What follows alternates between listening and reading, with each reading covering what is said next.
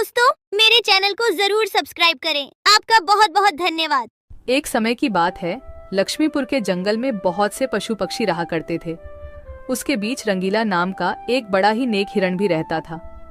वह बहुत ही मेहनती, मिलनसार और परोपकारी था। वह अपने मन, कर्म और वचन से सबका ख्याल रखता था। किसी का स्वास्थ्य खराब होने पर वह हालचाल लेने के साथ साथ उसके उपचार की भी व्यवस्था करता था। वह जहां रहता था वहां अपने मेहनत से चारों तरफ हरियाली रहता था। एक बार रंगीला स्वयं बीमार पड़ गया। उसे ऐसा बुखार चढ़ा कि उतरने का नाम ही नहीं ले रहा था। उसने स्वयं कुछ जड़ी बूटियां खाई, लेकिन कोई लाभ नहीं हुआ। उनकी बीमारी की खबर पूरा जंगल में फैल गई थी, लेकिन उसे देखने के लिए कोई नहीं आया। तब उसका मन अधिक मुरझा गया। उसे उठा नहीं जा रहा था। फिर भी वह उठकर थोड़ा आगे आया और उसने देखा कि 2 हिरण उनके इलाके में आ गए थे। वह उनके बड़ी बड़ी हरी हरी घास खा रही थी। उन्होंने जब रंगीला को देखी तो मुस्कुराने लगी। अरे रंगीला, कैसी है तुम्हारी तबीयत? हम लोग तो तुमसे ही मिलने आए हैं, तुम्हारा हालचाल जानने आए हैं। हाँ रंगीला, मैंने सुना तुम्हारी तबीयत बहुत खराब है, तो हमसे रहा नहीं गया, इसीलिए चले आए हैं। अब बताओ, कैसी तबीयत है तुम्हारी? तबीयत में कुछ सुधार नहीं आया है, अब कोई दूसरी दवा लेनी पड़ेगी। हाँ हाँ, अच्छी दवा लेना और अपनी ख्याल रखना। अब तुम आराम करो, हम चलते हैं। रंगीला मुड़कर अपनी घर के तरफ चला गया और इधर दोनों हिरण फिर से रंगीला के इलाके के हरे हरे घास खाने लगी। हमने इस जगह के बारे में जितना सुना था उससे कहीं ज्यादा पाया। रंगीला ने बड़ी मेहनत से ये गुलशन सजाया है। चारों तरफ हरियाली ही हरियाली है। देखकर और खाकर तबीयत खुश हो गई। अभी पेट भरकर खा लेता हूँ, फिर कल रंगीला से मिलने के बहाने आ जाऊंगा। हमें रंगीला से क्या काम, हमें तो यह हरियाली खींच लाई है। चलो, हम फिर कल आएंगे रंगीला से मिलने के बहाने।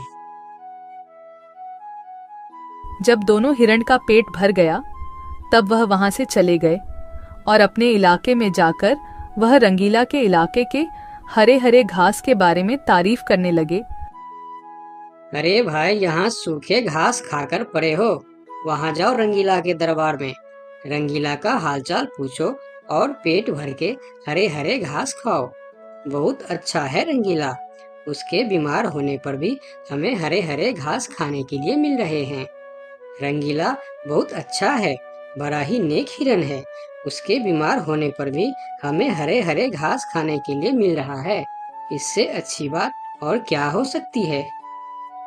वहां बहुत सारे हिरण की टोली बन गई।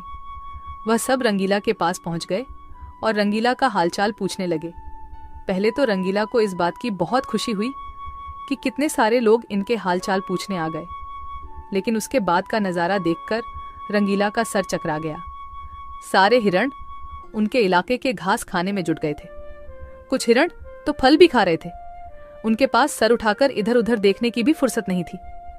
रंगीला बेचारा मन ही मन सोचने लगा कि यह लोग मेरे पास 2 घड़ी भी नहीं रुके और घास खाने में जुट गए। अगर यही हाल रहा तो मेरे इलाके के सभी घास खत्म हो जाएंगे, मेरे खाने के लिए भी कुछ नहीं बचेगा। लेकिन उसके थोड़ा देर बाद ही उनका मित्र भालू वहां आ गया। उसके आने में देर हो गया था। माफ करना दोस्त, मुझे आने में देर हो गई है। तुम्हारे लिए औषधि लाने बहुत दूर चला गया था। औषधि तो मिल गई, लेकिन आने में थोड़ी देर हो गई।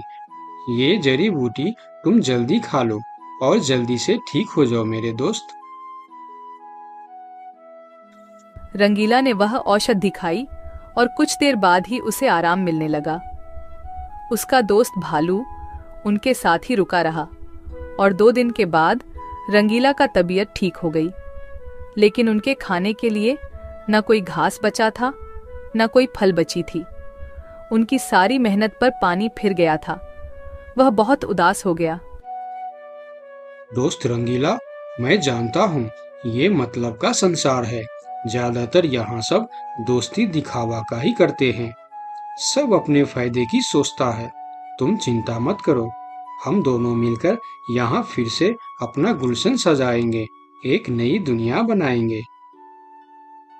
इस कहानी से हमें यह सीख मिलती है कि मन में कपट रखने वाला मित्र शत्रु से भी ज्यादा खतरनाक होता है।